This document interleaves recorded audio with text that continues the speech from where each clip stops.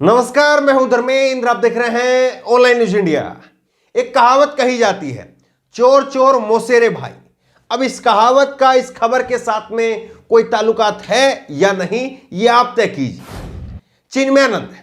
चिन्मयानंद जिन पर कभी आरोप लगे अपने हॉस्टल के अंदर लड़कियों से मालिश करवाने के, जिन पर आरोप लगाए उन्हीं की एक छात्रा ने कि उनका यौन शोषण किया गया, मामला कोर्ट तक चला गया, कोर्ट में जबरदस्त फजीयत हुई। पूरी कहानी क्या एक बार थोड़ा सा आपको बता भी देंगे, आपको याददाश्त आ जाए। लेकिन चिन्मयानंद का नाम हर कोई जानता है। अब यही चिन्मयानंद जो है वो कंगना रनौत के समर्थन में उतर गए, और कंगना रनौत के समर्थन में उतरते हुए उन्होंने कहा कि मैं ना केवल कंगना रनौत के जो कहा है उन्होंने उनका समर्थन करता हूं, बल्कि मैं खुद भी मानता हूं, ये उन्होंने कहा। 3 हिस्से में आपको उनका जो बयान है वो आपको सुनवाएंगे। किस तरह से कंगना रनौत के समर्थन में उतरते हुए इन्होंने खुद से सारी सीमाएं लांघ दी है।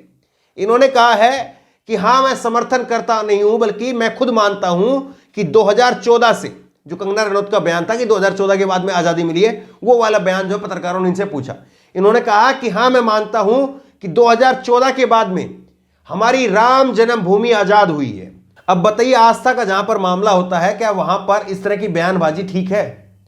क्या कोई मान सकता है कि भगवान राम किसी की कैद में थे और 2014 के बाद में वो आजाद हुए हैं? क्या कोई ऐसा मान सकता है? लेकिन कमाल की बात है ना इनकी, यही राष्ट्रवादी हैं, यही लोग हिंदू हैं, यही लोग देश से प्रेम करते हैं, यही लोग सेना से प्यार करते हैं, और बाकी कोई नहीं करता है। बाकी अगर कोई कुछ कह देगा तो उसके ऊपर यूएपीए फला फला फला फला न जाने कितनी धाराएं लग जाएंगी, लेकिन इनको कोई कुछ नहीं कहेगा। ये कह रहे हैं कि राम जन्मभूमि 2014 के बाद में आजाद हुई है, उससे पहले गुलाम थी। बताइए, राम कभी गुलाम रह सकते हैं? जिसको राम ही कहते हैं, जिसको लोग राम मानते हैं, वो तो करोड़ों साल से, जो हिंदू धर्म में आस्था में विश्वास रखते हैं, वो लोग तो यही मानते हैं ना कि राम तो करोड़ों साल से है। तो फिर कैसे वो 2014, ये कितनी छोटी बात इन्होंने कह दी। लेकिन इन पर कोई बात नहीं होगी। 370 से आजादी हमें जो है 2014 के बाद में मिली है। उसके बाद में इन्होंने कहा कि देश को राजनीतिक वंशवाद से आजादी 2014 के बाद मिली है। कांग्रेस पर जो है वो केवल गांधी परिवार का कब्जा है, अखिलेश यादव का समाजवादी पार्टी पर कब्जा है, इसी तरह से मायावती का कब्जा बीएसपी के ऊपर है। ये लोग बात नहीं करेंगे कि राजनाथ का बेटा कहां पर है, अमित शाह का बेटा जय शाह वो कहां पर है, ये लोग कभी बात नहीं करेंगे। अनुराग ठाकुर किसका बेटा है, ये लोग कभी उस पर बात नहीं करेंगे।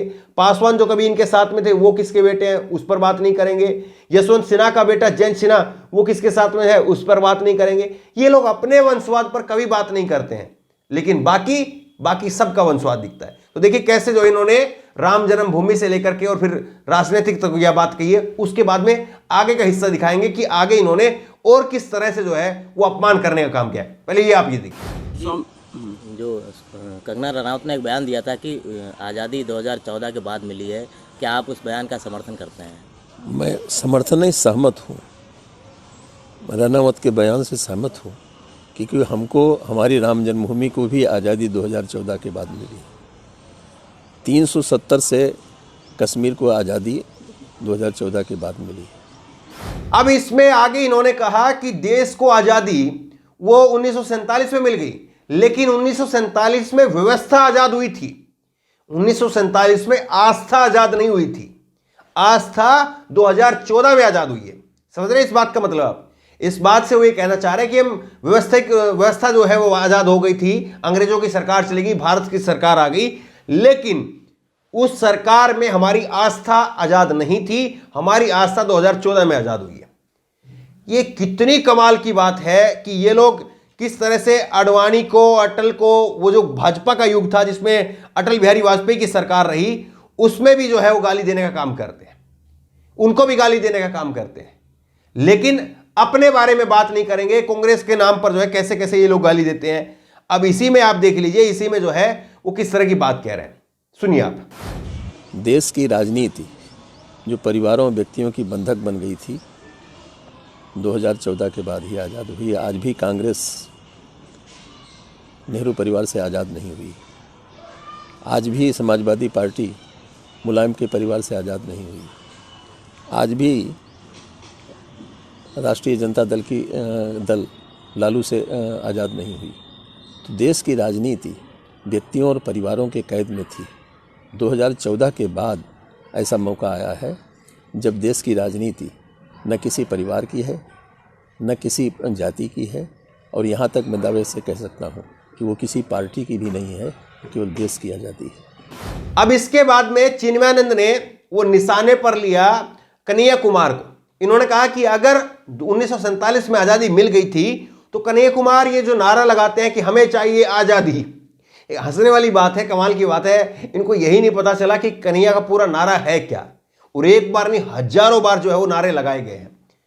तो वो कह रहे कि कन्हैया फिर किससे आज़ादी मांगता है। दरअसल सबको मालूम है कि कन्हैया के जब नारे लगते हैं तो वो नारे यही लगाते हैं कि हमें चाहिए आज़ादी, भूखमरी से आज़ादी, छुआछूत से आज़ादी, बेरोजगारी से आज़ादी, अत्याचार से आज़ादी, महिला का जो उत्पीड़न होता है उससे आज़ादी, बाल विरोध से आज़ादी, ये तमाम जो है वो नारे लगते हैं। लेकिन ये अपनी डपली बजाते हैं। ये कहते हैं कि कन्हैया कुमार फिर किससे आज़ादी मांग रहे हैं। सुनिए जरा। तो देश की आज़ादी जिसको जब महसूस, हम कहते हैं अगर देश की आज़ादी हर आदमी महसूस करता है तो कन्हैया क्यों कह रहे हैं हमें चाहिए आज़ादी। और उसी वही कन्हैया जो आज कांग्रेस के एक तरह से कहिए कि मुख्य प्रवक्ता हो गए हैं, वो भी कहते हैं हमें आज़ादी चाहिए। तो कांग्रेस के लोग अगर ये कहते हैं 1947 में देश आज़ाद हुआ, तो कन्हैया क्यों कह रहे हैं कि आज़ादी हमें चाहिए। कौन सी आज़ादी चाहिए। तो रानावत ने कुछ गलत नहीं कहा है।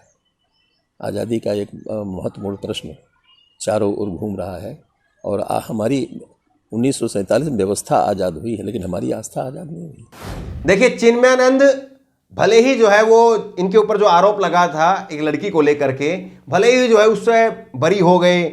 उस लड़की के बारे में भी इन्होंने उल्टा जो है उसी के ऊपर केस कर दिया था कि उस लड़की ने 5 करोड़ रुपए की रिश्वत मांगी है। बाद में फिर ये हुआ कि सेटलमेंट हुई और सेटलमेंट होने के बाद में जो है वो मामला रफा दफा हो गया। लेकिन मत भूलिए कि उस केस में हाईकोर्ट ने कहा था कि दोनों तरफ से सीमाएं जो है लांघ दी गई। ये उस केस में हाईकोर्ट ने कहना पड़ा था। लेकिन उसके बाद में भी समय जो है वो धीरे धीरे बीजेपी के अंदर अगर आप रहते हैं तो वॉशिंग मशीन में धुल करके आपको साफ कर देता है, कितने बड़े आरोप क्यों ना लगे हों। जबकि सबको मालूम है कि जितना बदनाम बीजेपी के ये नेता हुए हैं, कुलदीप सेंगर, चिन्मयानंद, कठुआ के अंदर जो कुछ हुआ, वहां पर जो है वो बीजेपी के मंत्रियों ने तिरंगा यात्रा निकाली थी। तो देश इनको भूलता नहीं है। लेकिन ये लोग कैसे जो है अब अपने आप को पाक साफ कर करके दोबारा से राजनीति में सक्रिय हो रहे हैं। और दोबारा से राजनीति में आने के लिए ये लोग कंगना रनौत जैसे लोगों को उनका सहारा ले रहे हैं कि हाँ, कंगना के नाम पर हम भी चल जाएंगे। लेकिन जिस तरह से इनका ट्रैक रिकॉर्ड रहा है उसको अगर देखें और जो बातें इन्होंने अब कही है उसको अगर देखें तो कायदे से अगर ये किसी विपक्ष के नेता ने कही होती तो अभी तक तो बीजेपी की सरकार ना जाने उस पर कितनी कार्रवाई कर चुकी होती। लेकिन ये बीजेपी के सांसद रहे हैं, बीजेपी के नेता रहे हैं, इसलिए सारे गुनाह जो है इनके माफ हो जाते हैं।